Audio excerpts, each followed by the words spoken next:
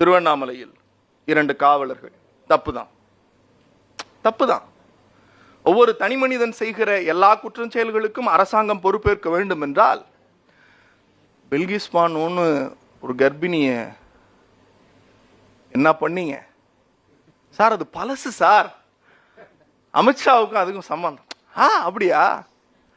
அந்த 11 பேரையும் நீங்கள் விடுதலை செய்தீர்களே, 11 பேரும் குற்றவாளிகள் என்று அறிவித்ததற்கு பிறகு, தீர்ப்பு வழங்கப்பட்டதற்கு பிறகு அந்த 11 பேரை, கற்பழிப்பு குற்றவாளிகளை நீங்கள் வெளியில விட்டீங்கல்ல. நீங்க இதெல்லாம் பேசலாமா? காவலர்கள் இடைநீக்கம் இல்ல, அரசு பணியிலிருந்தே இந்த அரசாங்கம் தூக்கி எறிஞ்சிருக்கு. தவறு செய்தால் அவர்கள் தண்டிக்கப்படுவார்கள்.